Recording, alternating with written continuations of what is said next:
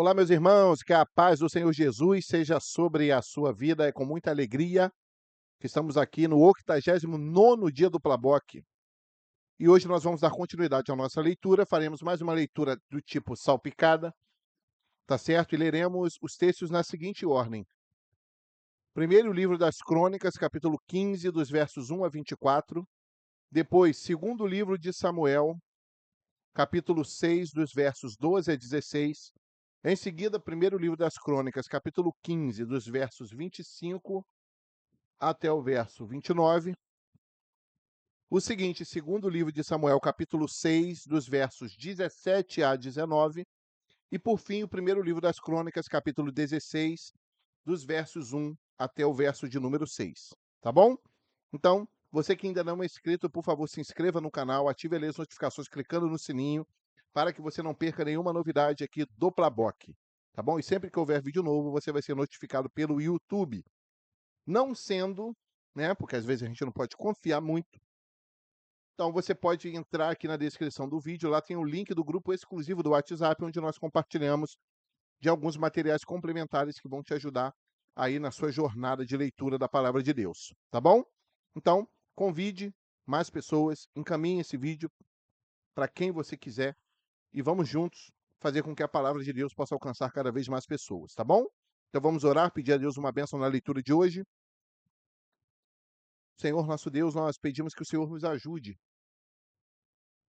na leitura de hoje, que o teu bom Espírito nos revele os mistérios da tua palavra. Cuida de cada necessidade, Senhor, de cada irmão e irmã que está aqui junto comigo nessa leitura. Ajuda-nos para que sejamos teus servos e servos melhores, amando mais ao Senhor Jesus, amando mais a Deus, amando mais o Espírito Santo e amando mais a tua palavra. Nós assim oramos, pedindo teu auxílio em nome de Jesus. Amém. Amém? Então, vamos lá para a nossa leitura, né? Mas antes, só para contextualizar o que estava acontecendo ali. Então, Davi se propõe a pegar a arca que estava lá na casa de Abinadab, né? Lembra que a arca estava lá 20 anos. A arca ficou na casa de Abinadab 20 anos e nada aconteceu. Então, Davi ele se propõe a pegar a arca. Então, os filhos, né, de Abinadab colocam a arca ali em cima de um carro, né, de um carro novo, que a palavra se refere. E ali no meio do caminho, né, num determinado ponto ali do trajeto, parece que a arca dá uma pendida, os bois tropeçam, a arca balança e Uzá, ele vai ajudar, né? O seu irmão Aiô, ele ia à frente, e aí ele deveria estar na parte de trás, a arca dá uma pendida, e aí ele coloca a mão na arca, Uzá, coloca a mão na arca, ele é ali morto pelo Senhor, fulminado por Deus, porque estava transgredindo ali, a palavra chama de imprudência, né?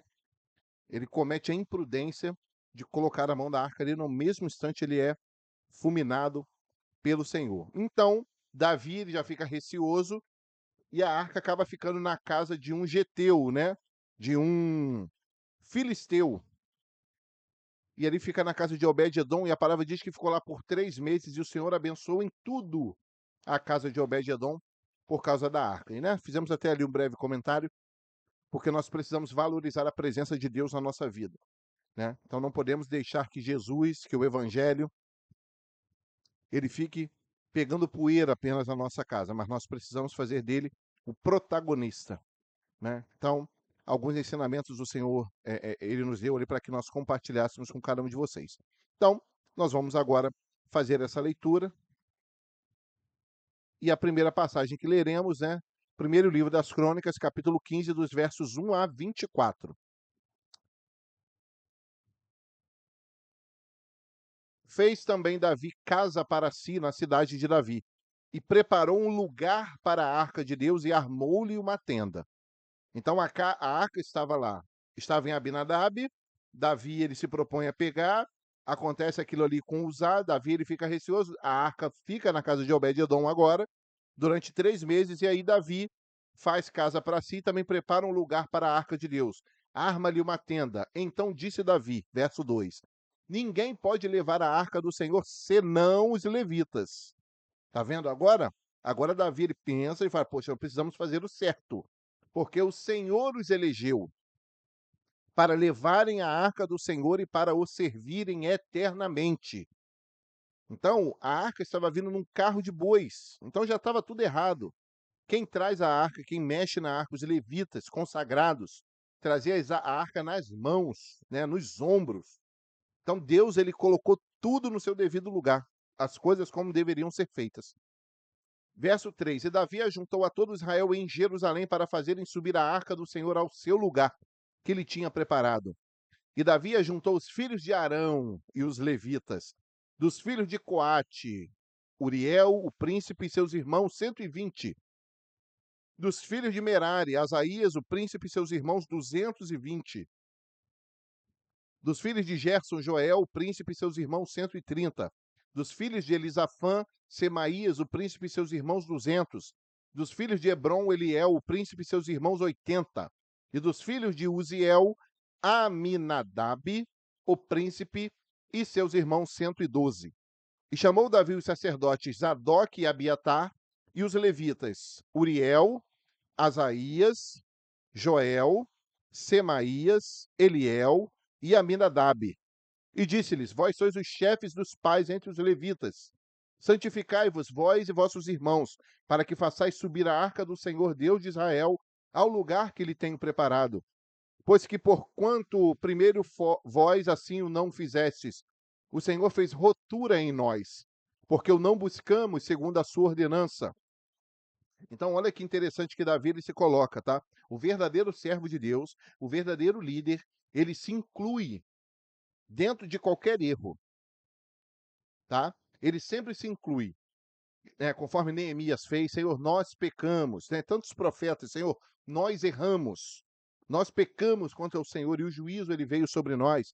Então, Davi, da mesma forma, nós não buscamos, nós não agradamos o Senhor, né? Não buscamos a ordenança de Deus. Verso 14, né? Santificaram-se, pois, os sacerdotes e levitas, para fazerem subir a arca do Senhor Deus de Israel. E os filhos dos levitas trouxeram a arca de Deus aos ombros, ó, como Moisés tinha ordenado, conforme a palavra do Senhor, com as varas que tinham sobre si. E disse Davi aos príncipes dos levitas que constituíssem a seus irmãos os cantores, com instrumentos músicos, com alaúdes, harpas e símbolos, para que se fizessem ouvir, levantando a voz com alegria. Ordenaram, pois, os levitas a Emã, filho de Joel, e dos seus irmãos a Asaf, filho de Berequias, e dos filhos de Merari, seus irmãos, a Etã, filho de Cusaías, e com eles a seus irmãos da segunda ordem, Zacarias e Bene e Jaaziel, e Semiramote, e Jeiel, e Uni, e Eliabe, e Benaia, e Maacéias, e Matitias, e Elifeleu, e Miqunéias, e Obed-edom, e Jeiel, os porteiros. E os cantores Emã, Asaf e Etã se faziam ouvir com símbolos de metal. E Zacarias e Aziel, e Semiramote, Jeiel, e Uni, e Eliabe, e Maazéias, e Benaia com alaúdes sobre Alamote. E Matitias, e Elifeleu, e Miqunéias, e Obed-edom, e Jeiel, e Azazias com harpas sobre Seminite, para esforçar o tom. Quenaías, príncipe dos levitas, tinha a cargo de entoar o canto. Ensinava-os a entoá-lo, porque era entendido nisso. E Berequias e Eucana eram porteiros da arca. E Sebanias e Josafá e Netanel e Amazai, Zacarias e Benaia e Eliezer, os sacerdotes, tocavam as trombetas perante a arca de Deus. E Obed-edom e Jesaías eram porteiros da arca. Louvado seja o Senhor. Então agora Davi, ele traz todo o aparato correto, né, conforme a ordenança do Senhor, para que a arca ela viesse, né? Então agora todo o cuidado para que a vontade de Deus ela fosse realizada. Então, seguindo para o nosso próximo texto, segundo livro de Samuel, capítulo 6, dos versos 12 até o 16. Então avisaram a Davi, dizendo: abençoou a casa de Obed-edom e tudo quanto tem por amor da arca de Deus.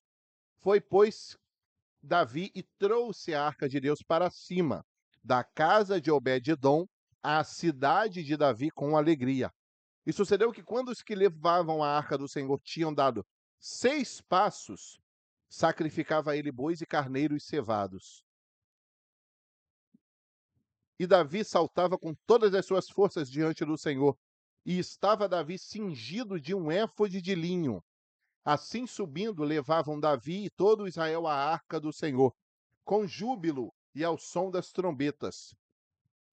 E sucedeu que, entrando a arca na cidade de Davi, Mical, filha de Saul, estava olhando pela janela e vendo o rei Davi, que ia bailando e saltando diante do Senhor, o desprezou no seu coração.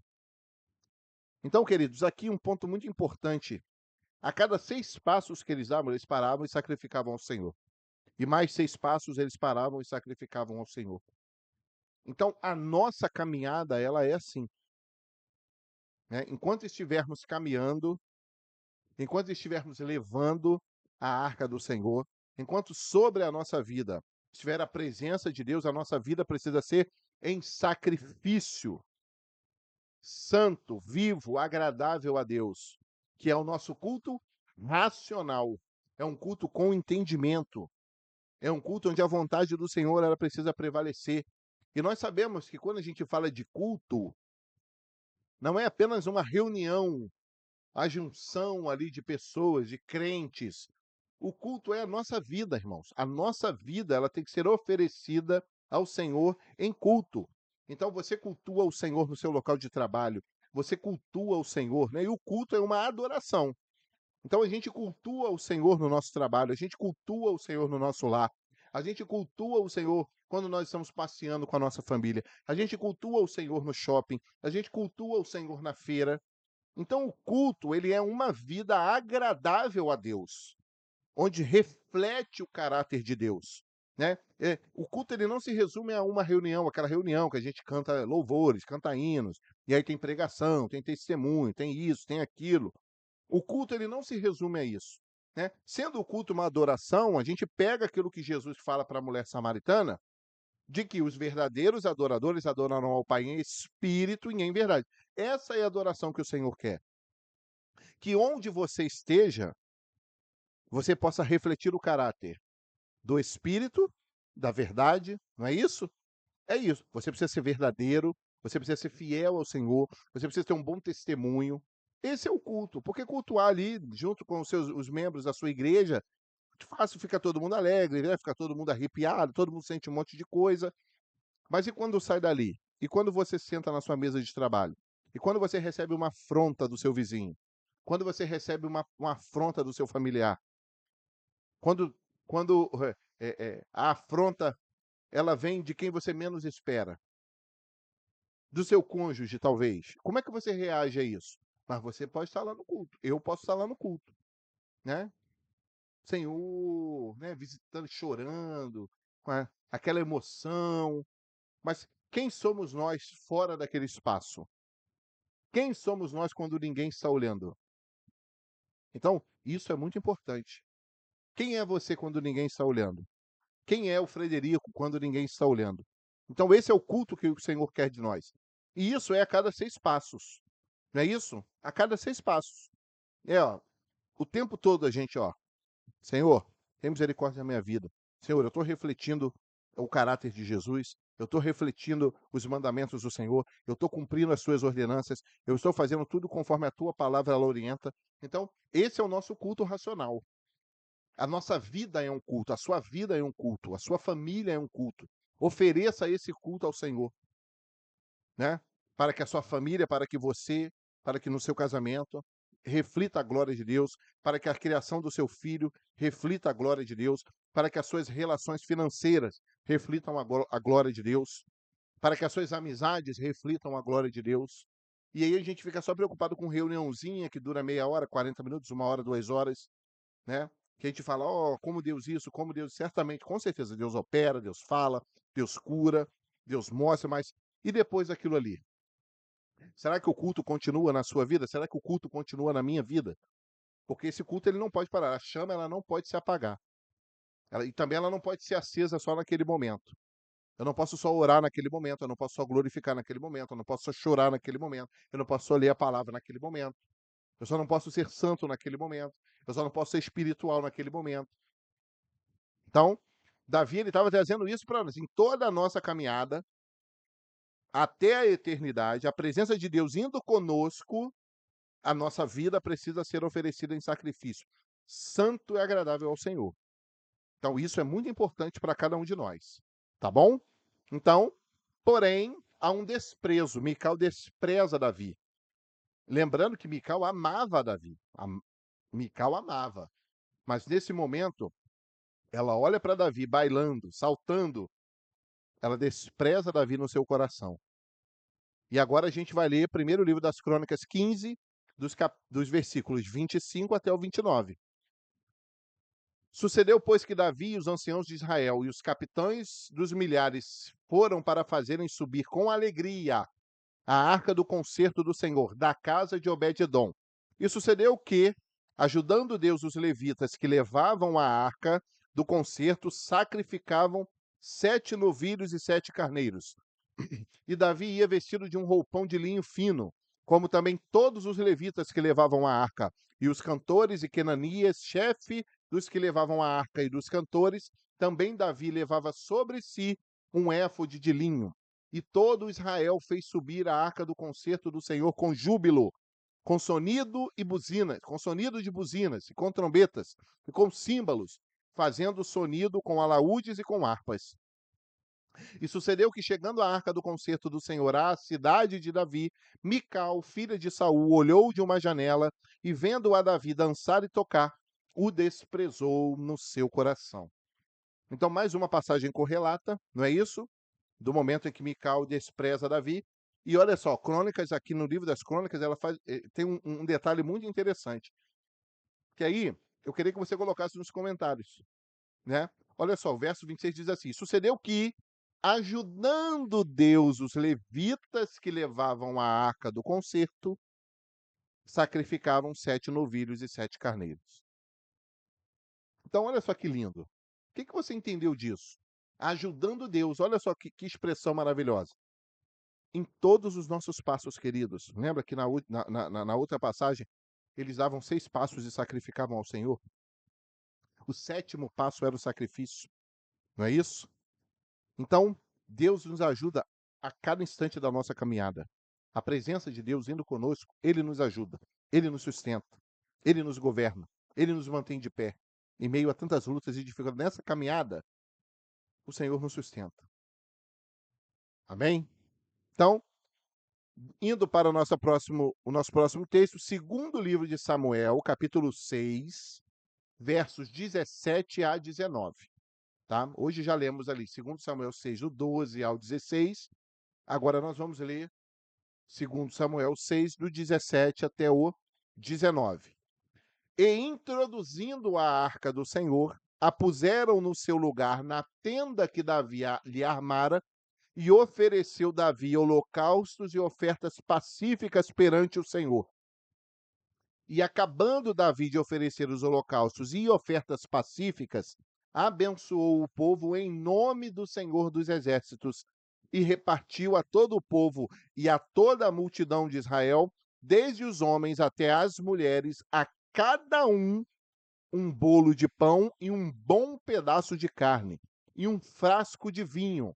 Então foi-se todo o povo, cada um para a sua casa.